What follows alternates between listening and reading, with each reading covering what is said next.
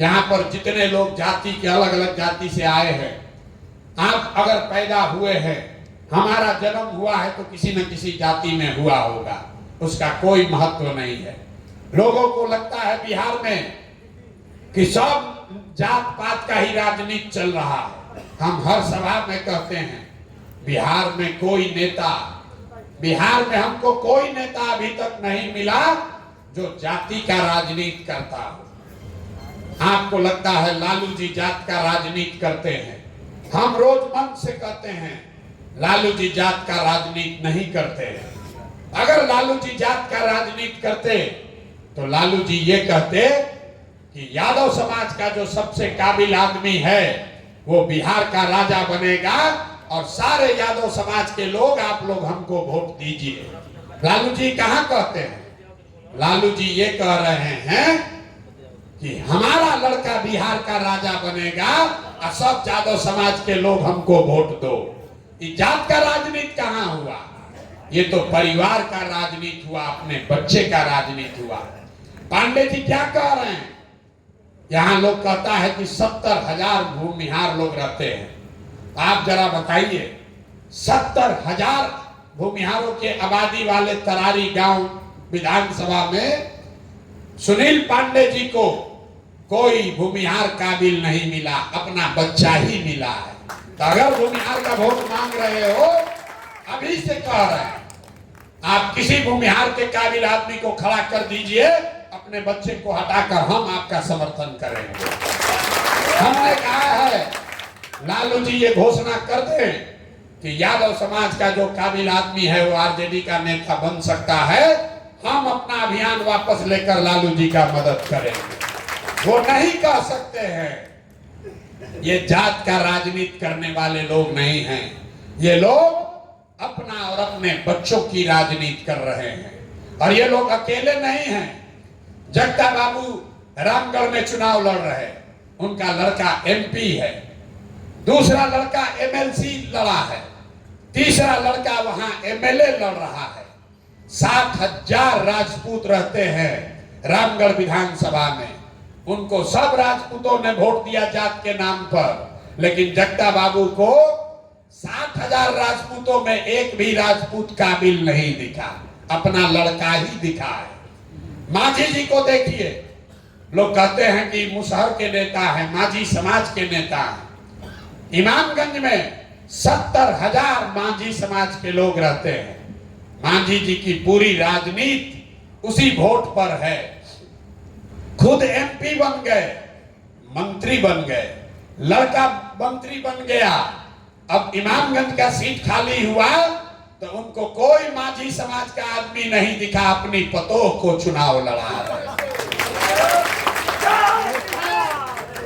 नेता यही बात रोज गांव गांव में समझा रहे हैं। नेता जात की राजनीति नहीं करता है, नेता अपनी राजनीति कर रहा है, अपने बच्चे की राजनीति कर रहा है। जात में आप और हम अधूराए हैं। तो इसलिए भाई, जन स्वराज का यही मंत्र है कि एक बार जीवन में अपने बच्चों की चिंता कर लो, दूसरे की चिंता छोड़ो। गांव में हम लोग चलते हैं, 5,000 गांव में हम पैदल गए। लोग कहता है भाजपा का बड़ा वोटर है यहाँ, आप भी लोग होंगे यहाँ। पूछते हैं बताओ वोट भाजपा को काहे दिए हो? तो कहता है भाजपा को नहीं दिए हैं, मोदी जी को दिए हैं। पूछते हैं काहे दिए मोदी जी को? तो कहता है मोदी जी का सीना 56 इंच का है, सब मुसलमान को डरा दिए हैं, पाकिस्तान और चाइना को सबक सिखा दिए हैं। देखिए बिहार के लोगों का दुर्दशा। आपको तरारी में बैठ के, तरारी के किसी गांव में बैठ के यहाँ के लोगों को मोदी जी का सीना 56 इंच का है कि 54 इंच का ही दिख रहा है, लेकिन अपने बच्चों का खाए बगैर सीना सिकुड़ा के 18 इंच हो गया है, ही नहीं दिख रहा है। तो हम लोग के बच्चा का दुर्दशा होगा कि नहीं होगा? होगा कि नहीं होगा? आप यहाँ बहुत एमएल के साथ ही आए हैं, आप चलिए हमारे साथ सिवान। यहाँ हमारे साथ नंदी राम भाई बैठे हुए हैं, 70 साल इनका उम्र हो गया। 20-25 साल पूरा जवानी इन्होंने लगा दिया एमएल को बनाने में। 40 साल सिवान में हम पैदल चलत रही, तब बीच जहां सिवान में अंदर गांव में एगो घर दिखा, बहुत बड़ा घर। तो हम पूछे भैया ये किसका घर है इतना गरीब एरिया में? तो लोगों ने कहा, जिनका नाम बताया वहां रमेश कुशवाहा बहुत बड़े CPI-ML के लीडर हैं, कहा कि उन्हीं का भाई का भैया घर है, 20 करोड़ का घर बनाया है। बताइए, समाज का सबसे गरीब आदमी जो ML में जुड़ा है 10 रुपया 15 रुपया अपने बच्चे का पेट काट के चंदा देता है, और उसी पार्टी का नेता 20 करोड़ का घर बनाया है। अरे इन लोग का क्या दशा होगा? और उसको बेवकूफ बना रहा है। नंदी भाई खड़े हैं, पूछिए 100 से ज्यादा सिवान में 100 से ज्यादा ML के कार्यकर्ताओं को गोली मार दी गई। 156 लोगों को गोली मारी गई है। और वही ML के नेता आज RJD के साथ गठबंधन करके सरकार में बैठे हैं। जिनके बच्चे, जिनके भाई बाप मारे गए, उनको कोई पूछने वाला नहीं है। मेरे भाई, यही जन सुराज का अभियान है। घर घर जाकर लोगों को बताइए कि आपने जाति पर वोट दिया, आपने हिंदू मुसलमान के नाम पर वोट दिया, आपने मंदिर मस्जिद के लिए वोट दिया, आपने विचारधारा के लिए वोट दिया। एक बार जीवन में जन सुराज की बात मानिए, प्रशांत किशोर की बात मानिए। एक बार वोट अपने अपने बच्चों के पढ़ाई और रोजगार के लिए दिया जाए, तभी बदलाव हो सकता है। और मेरा पूरा यकीन है कि आप इस बात को घर घर पहुंचाएंगे और तरारी से वो बदलाव की शुरुआत करेंगे। कोई 25 में लड़ाई नहीं बचेगा। आप 24 में खत्म कीजिए, 25 में कोई लड़ाई नहीं बचेगी। इसलिए अभी का अभी निर्णय होना चाहिए। होना चाहिए कि नहीं होना चाहिए? अब सोच के बताइए, अभी जीतना है कि 25 के लिए रुका जाए?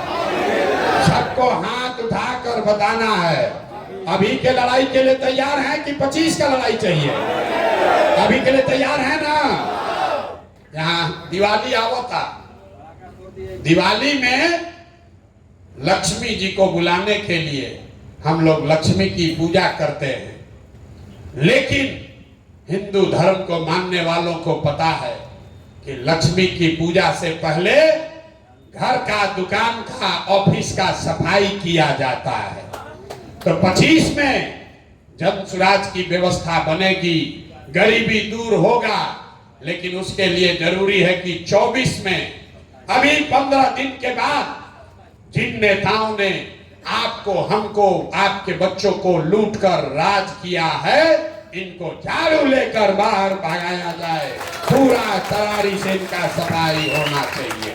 होना चाहिए कि नहीं होना चाहिए? होना चाहिए कि नहीं होना चाहिए? तरारी के आदमी में हाथ में दम है। सफाई होना चाहिए कि नहीं होना चाहिए? होना चाहिए ना।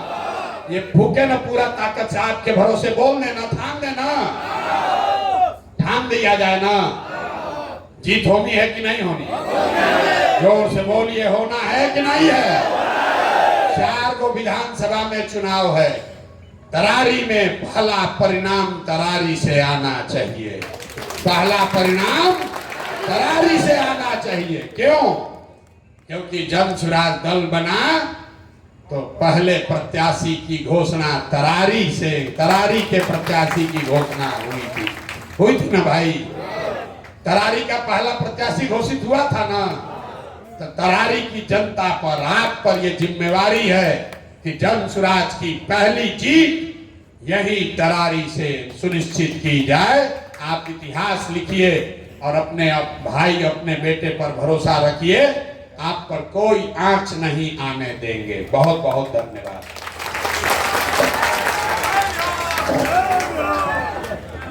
अब